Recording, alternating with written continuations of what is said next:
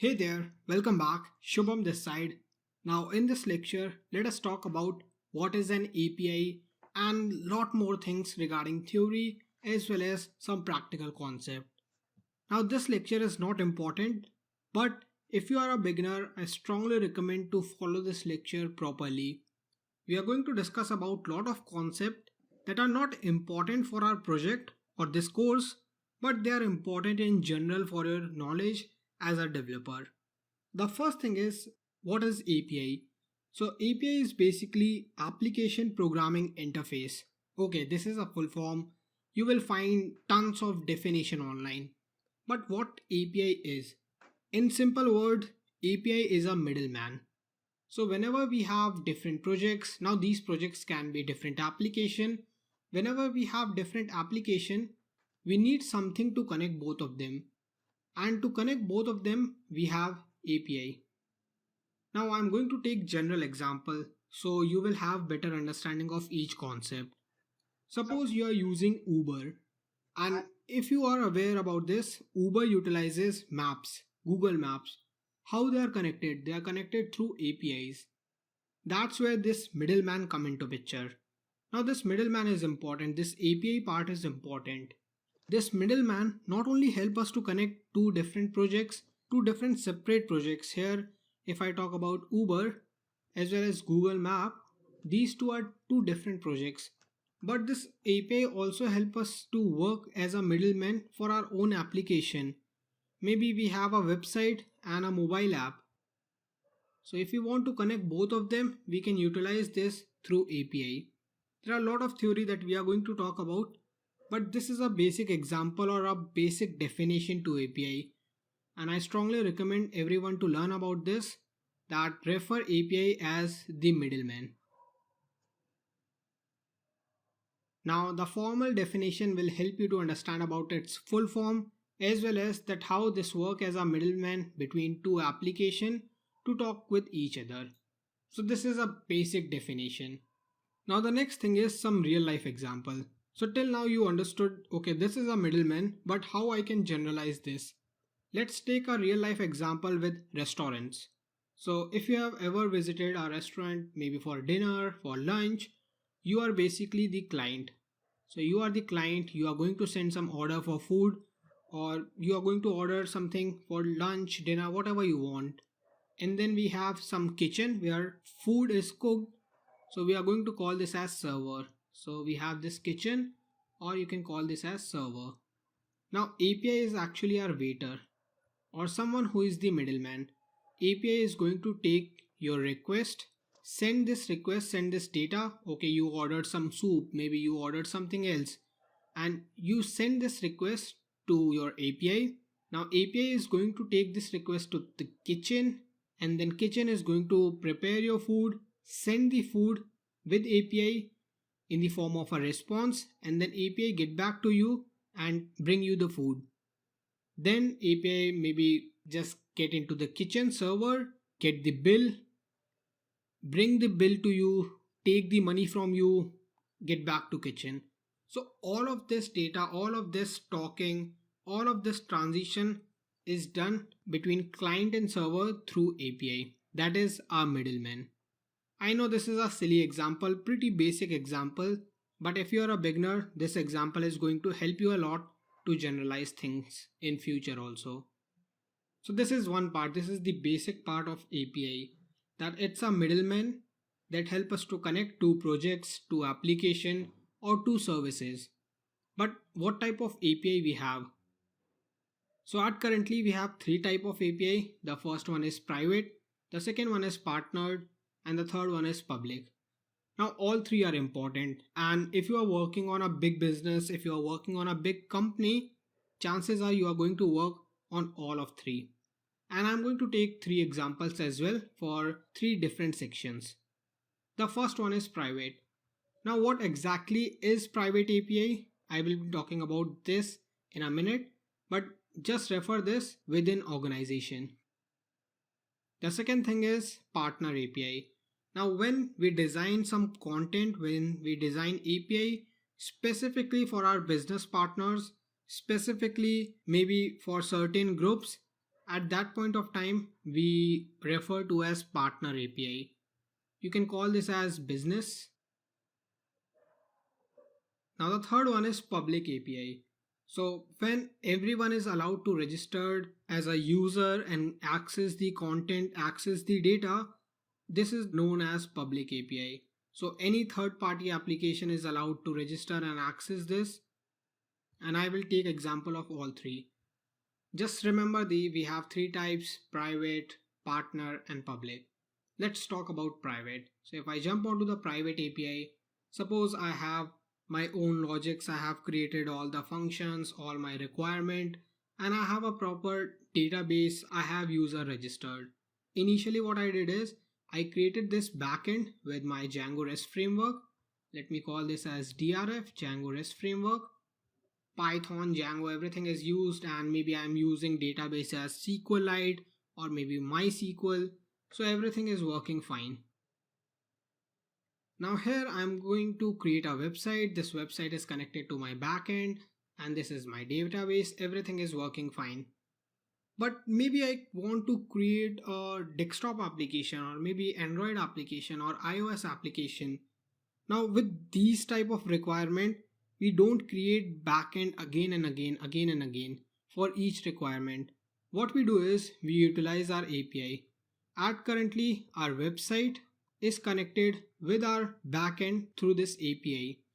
Similarly, we will follow with our iOS app, with our Android app and with our desktop application. What we did is we create our API inside our own organization and then we connected them according to our requirement. There are chances that our Android application is in React Native and maybe our desktop application is using Electron or maybe something else for our iOS application, maybe Flutter. So in this way, we have created backend with the help of Python, Django and Django REST framework. We are using a database, but for different application, we created different front ends. So in this way, we are only using single backend and through API we are connected. Now I know at this point of time you might not understand this, but as we move forward with the course you will realize how we are going to utilize API. Now there are few important things that you need to understand. When we talk about this API connection, we follow one single language which is JSON. Either you can use XML or JSON to send request as well as response. So we are going to follow JSON. In this way, we have a particular format of every single thing. Suppose we have this user who registered through website and then try to log in through Android application. They will still have access because our database is same, our backend is same. So every logic is same, only the front end part is different. So what usually happen is they send a request, they get a response. Now with response, they also get few other things. They get status code, they get formatting and all the other things that we are sending. We'll be talking about them later. So either we use JSON or XML. We are going to follow JSON, so don't worry. So this was example of private. Why? Suppose I created my own website, shubhamsharda.com or maybe unwildlearning.com. I created my website, I created my iOS app, Android app, desktop application. Everything is within this particular organization and no third party application, no other application can access this API. But if I talk about business partner API, that is partner API, what usually happen is they design few specific feature according to requirement. So if you just jump onto Prime Videos, they have tie up with IMDb to show the rating of each individual movie. Maybe in future Netflix come up and they try to connect with IMDb, they can do that. If you search about IMDb API and scroll down a bit, just jump here, you will realize that not everyone can access this API. This is not free API. You have to connect with them on their official mail. They will have some business proposal, they will get your details, and if they approve, the pricing is set, then they are going to approve according to your requirement. So the API is specifically for this particular business. At currently, IMDb is being utilized by Prime Videos. Maybe in future Netflix tries to connect with them, they will be happy to provide their service to Netflix or maybe any other service. So that's how business API work. It's not public, only selected users, selected business partner can access it. Now the other thing is IMDb also have their own private APIs, but we cannot have information about it. So remember that. Let's jump on to the next example, that is third party API. Now third party API are pretty common. You can search about this Open Weather Map API, maybe Coin Market Cap API to get information about cryptocurrency. What usually happen is with third party API, maybe this is your own website and this is third party application. So all you have to do is first register on them. So they will have a registration process. Then they will have some free services, maybe free service for 30 days, or maybe you have limited service each day. So they have some free options to utilize, and they also have some paid option. So maybe you are heavy user right now, you can pay and get extra services. These APIs are open for all. All you have to do is register, provide your email, and then you can access them. Two most common right now for project development purpose: Open Weather Map API that provide you access to weather, and Coin Market Cap API that provide you access to cryptocurrency data. So these are public available API, anyone can register and have access to them. So if I jump back to my topic, which is private, partner as well as public. A good example of partner is Instagram API. Not everyone can access it, but if you have a business, you can send a request to them. They will get you verified, ask all the use case, where you are going to use Instagram API, how you are going to use, and lot other details. Once they approve, you can utilize their API. The same follows with Facebook, other big companies if you want to partner. Maybe Uber as well as Google Maps also have some partnershiping, and that's how they are working. Since you can see that Uber is totally dependent on Google Maps, there are chances they both have partnered, customized according to Uber requirement or any other cab service requirement, delivery requirement. So it can be utilized by them properly and have more customization according to Uber end. So that's the three APIs. We are going to focus on this private one. If you understand this, you can just work on these two very easily. And make sure you understand about this private example, because this is pretty important for you to understand how the web architecture of API work. We have one single backend. Let me take any example website, maybe Amazon. So this is Amazon. They have a single backend, they have their own database, and what they did is they have multiple APIs to connect different services.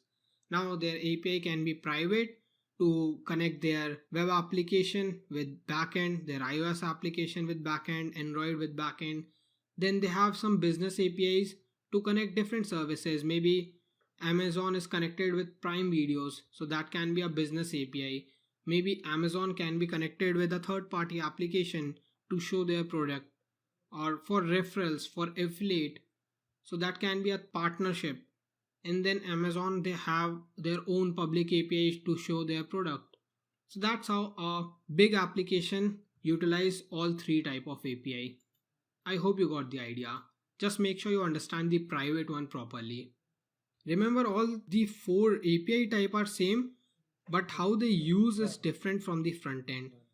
They have a particular format to send a request as well as to get a response. So we work with request as well as response. Request is sent by the front end, and then our backend send a response.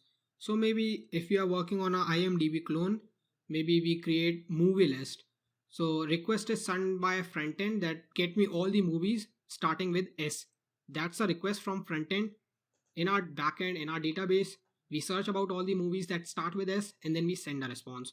Our request is in the form of JSON, and our response will be in the form of JSON itself. So sometimes we are going to take some data. Maybe at the time of registration, we are going to take username, email, password. So we are going to get them in the form of JSON. And maybe we are going to return some token. We will be sending them in the form of JSON. That's how it is going to work. Why JSON? Because this is the common language that we are working with all of them. That means we are following this common middleman which is same for our Android, for iOS, for web, as well as for our desktop application. That's the basic thing. Now I know these things can be basics for someone who has a bit of experience, but for new students, this is pretty important. Now let's talk about the other thing, which is consumer as well as provider. So suppose you created a affiliate website.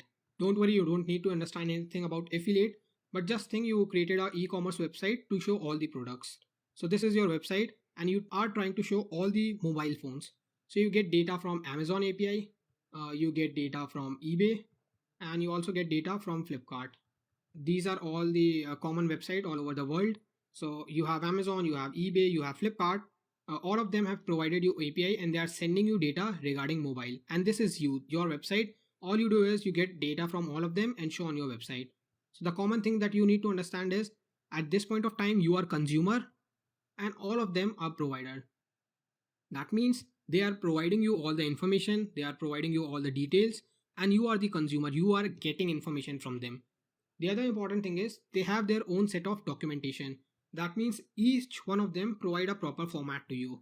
So maybe every one of them is sending response in the form of JSON, but they will share a proper format that, okay, in a single request, we will only share 20 products, maybe 30 products with eBay, maybe 10 products with Flipkart. So they have their own documentation and they have their own formatting that we will also discuss with our project. So you are consumer and they are provider. That's the first basic thing. The next thing is throughout the project, our aim is to become a provider so that other people can consume our API. Now this one is easy. To become a consumer is easy. All of them are providing their own API. We can just directly go register there, access their API, get response on our own website. But to create a API from our end is going to be the difficult part. And that's how we are going to work with Django REST framework. To consume an API, we don't need any REST framework. We don't need any specific framework. But to create an API, we need to understand a lot of things. We will be talking about serialization, permissions, and a lot other things. So the aim of this course is to understand how to be a provider. That means you can create an API and then this API can be utilized by your web application, iOS, Android, or your desktop application. That means we will understand this particular part. How to create API. Then later on, you can integrate your APIs to create front-end, iOS, Android, or desktop application. So we are going to become a provider. Now once that is done, your API is ready. You can then connect with other website also, because connecting with your own website from the front end is exactly almost the same way with any other website. Only the authentication part will be different. Everything else will remain same. We will discuss about this during the course. So that's the first motive. The second thing we need to discuss is the basics of URL, or maybe I can call this as URL structure. We are going to talk about this again in the next lecture, but let's talk about basics right now. So we are going to work with IMDb clone. That means we are going to work with multiple URLs for movie list, for individual movie information, about reviews, then we have login, register. So we are going to work with multiple links. Now there are a few points that we need to understand. The first thing is with REST framework, we follow a URL structure. If we are going to get complete list of our movies, then we are going to follow either /movies or maybe movies/list, any one of them. And if we want to work with individual element, that means movies/, then we are going to have that ID. So this 1 to 7 can be referred towards any particular movie. It can be Spider-Man, Superman, or any other movie. So this is movie ID. So this is going to give us the complete movie list. That means all element. And this is going to give us individual element. Then we have /reviews. That means for this individual movie, I need to get all the reviews. So if this is Spider-Man, then I'm going to get all the reviews regarding this particular movie. So this is going to return us list about this particular movie. Then we have this parameter limit equals to 20. That means I need only 20 reviews for this movie. So we are going to design the structure of URLs, and these are pretty important, especially this one and this one. Now the next thing is, when we are working with multiple URLs, we have some common part and some uncommon part. So the common part is known as base URL. So this is the common part here till this point. So this is the common part and we call this as base URL. And then this remaining part, this part is known as endpoint. So if I mark this, this is our endpoint. So if I say what is the endpoint to get complete movie list, this is going to be this one. So /movies. And if I talk about the endpoint to get individual element, then it is going to be this one, slash movies slash then the individual element ID. So this is basic structure that you should be informed about. So we have endpoint and then we have base URL and then we have these type of structure. We will be talking about this again in the next lecture to talk about different type of methods that we are going to work. This lecture was specifically dedicated to API and some basic concept. API is middlemen that help us to connect either two different projects or our own project, that is our front end as well as back end, or maybe two different projects like Uber as well as Google Map. So there are a lot of possibilities. You can only understand things when we start implementing. I hope this lecture was helpful and now you have basic idea about API. The important thing that you need to understand is we send a request, we get some response, everything is done in the form of a single particular language, which is JSON, that we are going to utilize to communicate, or you can use XML. JSON is the most common one. The other thing you need to understand is about the endpoints, which is pretty important. So if I say I need to send a request for login, I'm going to send a request to this endpoint. For registration, I'm going to send a request to this endpoint. So these things are important. The next thing is whenever we work with responses, we follow codes, HTTP codes. I will be discussing about these 2 or 3 factors in the next lecture to understand our status code as well as the architecture. I hope this basic lecture was helpful. Thank you for following and I see you guys in the next one.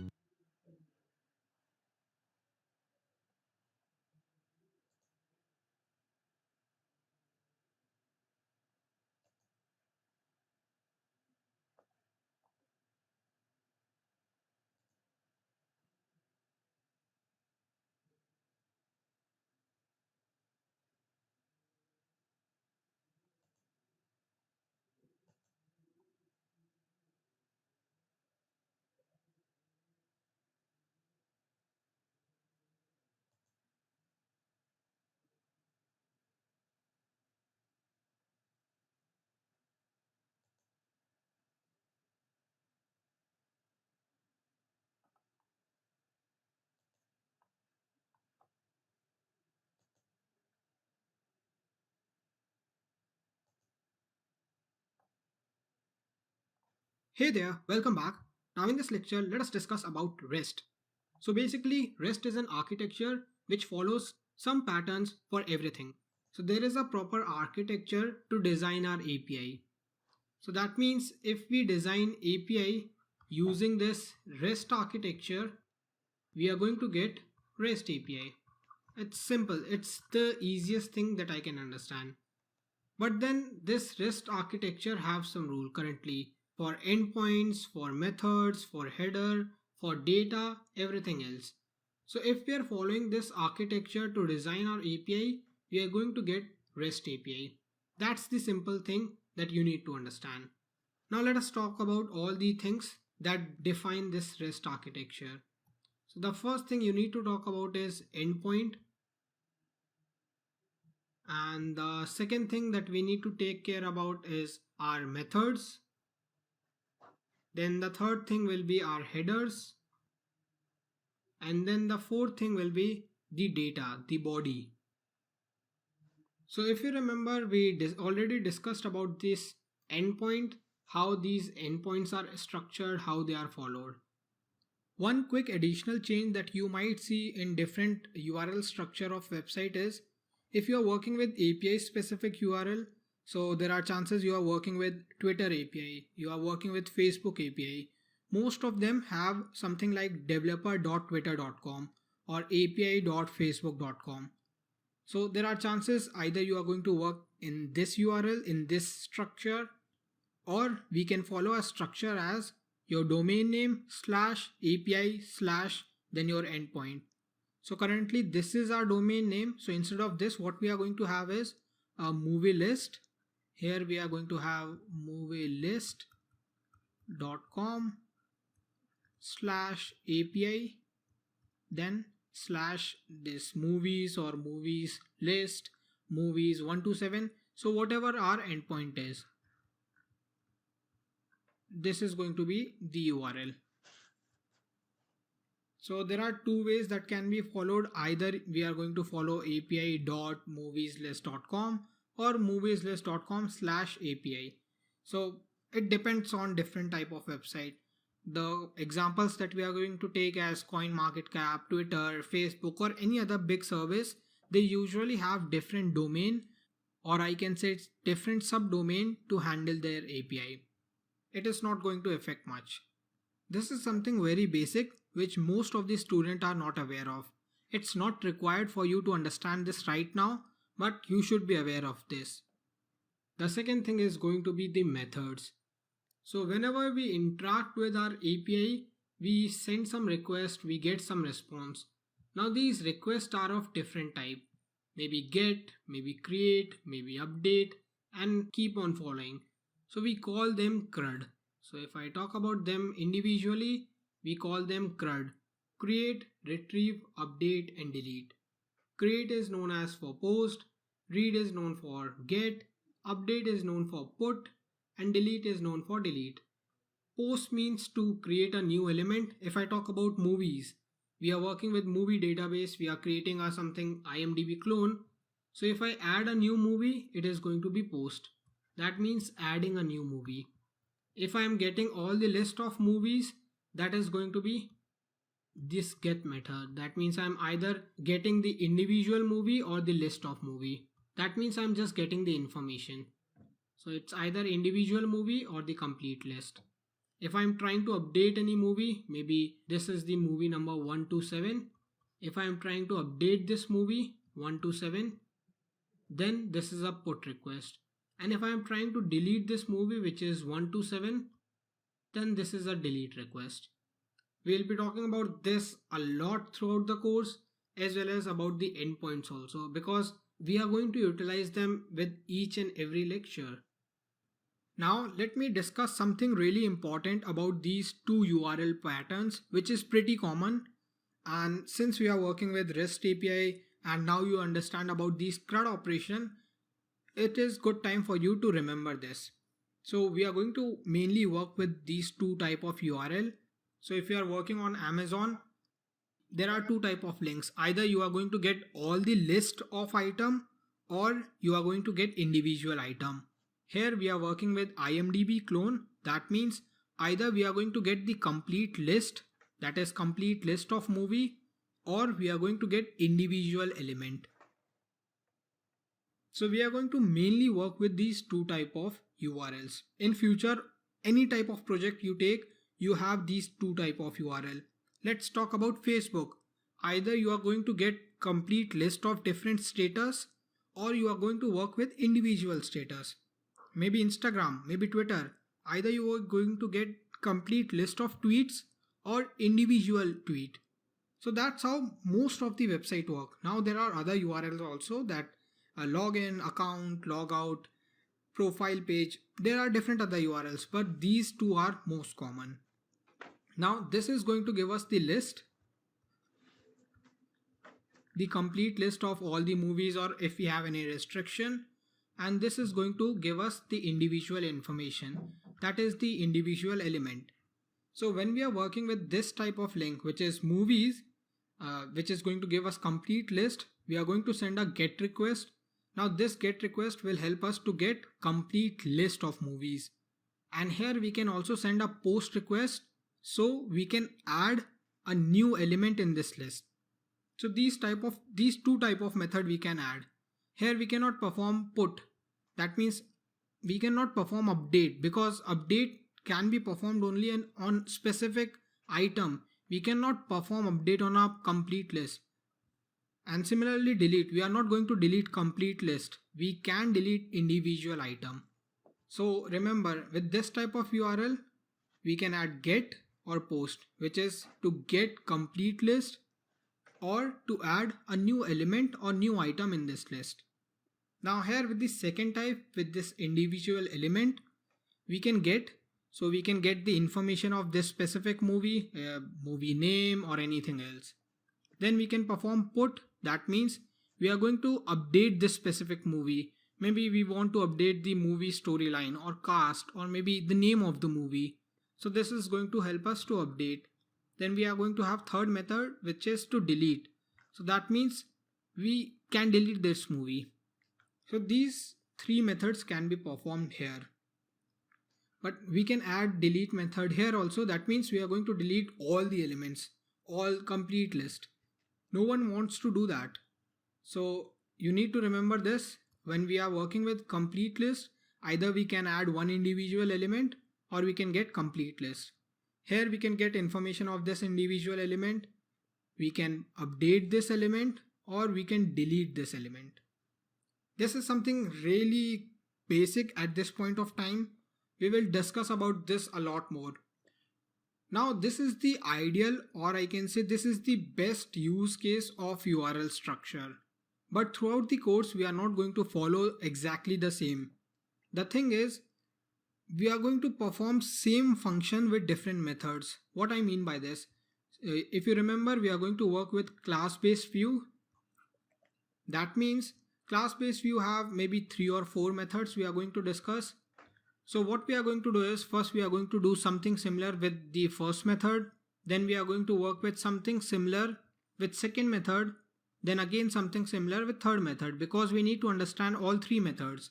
So we are not going to work with the same URL.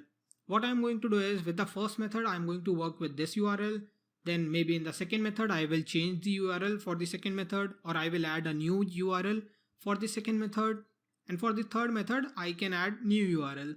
So you might see the difference with these 3 type of methods. But remember, this is the best case. This is the best structure with according to REST framework. I will talk about this pattern again by the end of this course, so you will have more clarity. You don't have to worry much, just follow the course, you will understand everything. Now that's done with method. Then we have headers. So we have some status code, we have several codes that help us to interact with our browser also. And one of the common thing is our headers. So what usually happen is, if I send a request, maybe I send a get request and I just return the data, everything is okay. Along with the data I am also going to send information 200 OK. That is my header code. So 200 OK for my get request. Or maybe they send a create request, that means they send a movie data. So what I am going to say is 201 created. If they try to access ID number 500 for a movie and that movie is not available, I am going to say 404 page not found. So these are some header codes that we carry, usually known as status code, and we have a proper lecture, so you will get more information about them. So this will be status code, and this is carried with every request. So if I send a request for delete, that means I am going to remove that item and then that item will not be able to access. If I am trying to update, then I am going to send a request, okay, everything is okay, 200 okay. So every time we send a response, we carry some information with headers. Now the next thing is data. So as I discussed, we follow JSON to send all type of data, either from client to server or server to client. We follow a format of JSON. Either you can use XML or any other. So maybe we are taking information from Android application, we ask them to fill a form. We are going to get that data in JSON. So they will fill a form on the front end side in the proper sequence of form structure, but front end will send us the data in the form of JSON. And then we process that data, and if we need to send a response, we will send them JSON, and then front end will try to show them properly. So the communication is going to be through this JSON itself. So this is the architecture we are following, and if we follow this architecture to create API, we are going to create RESTful API. Now we have individual lectures to understand each and everything. This was just a basic overview. So like this header have multiple types, like 200 plus means succeed, 300 plus means we need to redirect something, 400 plus means that there is some error from client side. So we need to talk about them a lot. We will discuss them in individual lectures. Then we have multiple JSON sections. Then yeah, definitely we are going to work with methods and then endpoints. So this was a basic idea how we are going to work with our project. And I know I am trying to draw everything, write everything just to make sure that you understand these points. Otherwise I can either utilize slides, photo, but this type of writing help you to remember everything. I hope this lecture was helpful. These were the two lectures that I want to discuss as a basic thing. Now you can jump onto all the lectures. We will first understand how to create API with the help of Django directly without using Django REST framework. We will create API directly with Django. Then we will also talk about how to create basic API with Django REST framework and then talk about advanced stuff as we move forward. The first thing I definitely request you is please watch all the lectures on full screen because we are working on so many things in future, maybe with some documentation of Django REST framework. Then we jump onto the coding part. Then I directly jump onto some board to explain some concept. So I strongly recommend and request to please watch content on full screen. Otherwise, it will be problem for you to sometime notice